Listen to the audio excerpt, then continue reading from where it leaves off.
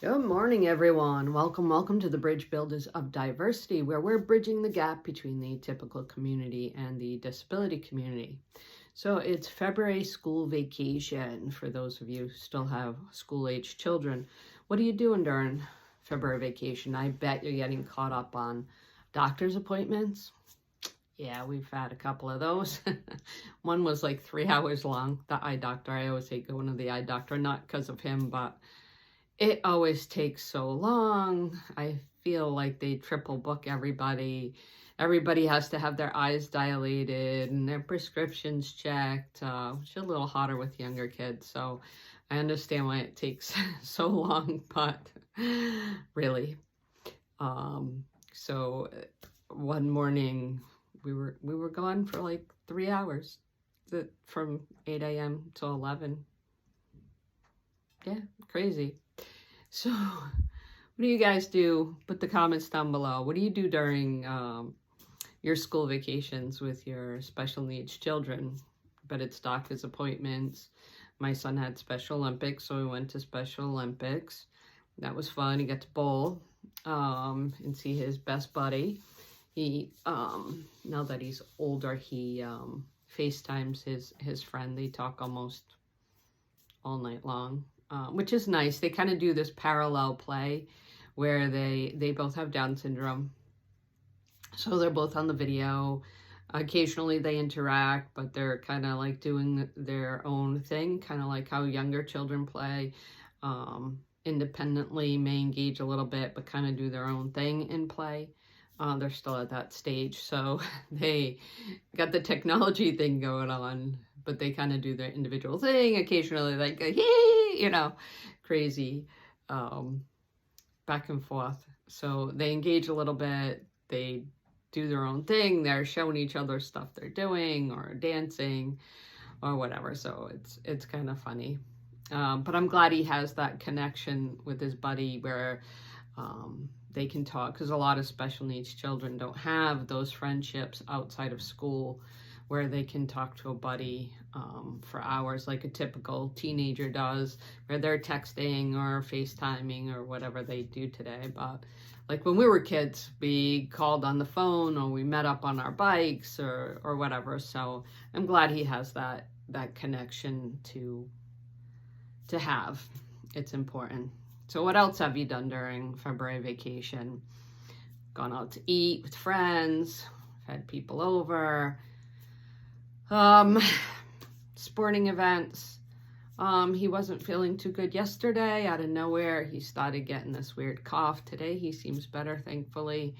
But I'm not sure if I'm going to take him out, which is the last day of February vacation, because it kind of sounded a little bronchial. It just came out of like nowhere. He was coughing, almost like asthmatic. We gave him his inhaler and stuff like that.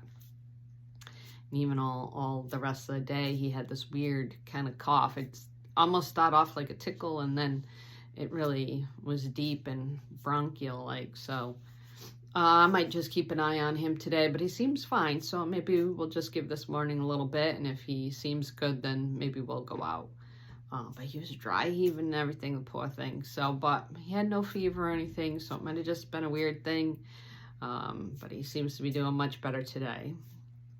So share down in the comments what you deal with during your school vacations, because I know they're different than the typical parents where they're going to movies and all kinds of things. Not that we don't get to do that occasionally with our children with special needs, but we usually have to get caught up on doctor's appointments, especially if you're a working parent like I am.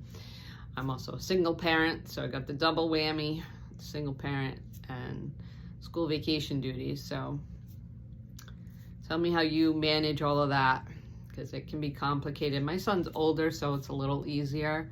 But he was younger. We had a lot more doctor's appointments. We still have a lot of doctor's appointments. I mean, we still have several a month.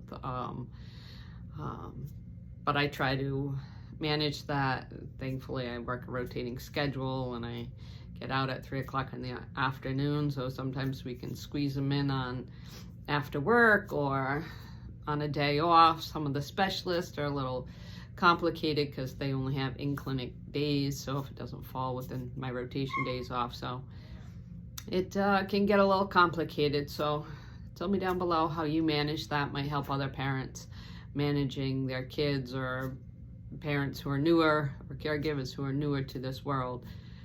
Give them some helpful tips on how to manage all this stuff and keep your sanity.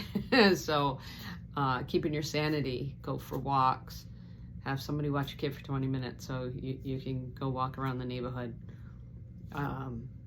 Talk to friends, make friends in the special needs community.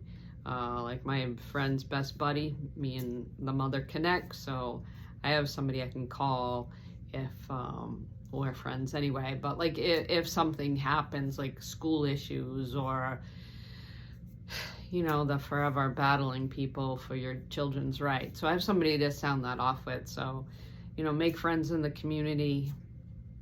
It's very helpful to do all those things.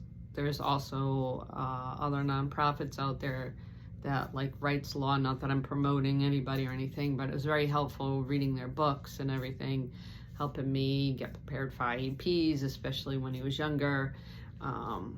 Asking for things he needs and how to appropriately approach the schools so you can work with them, because you always want to be working with the schools. You don't want to cause division and stuff like that. So very helpful, and the more knowledge you have, the better you can do that.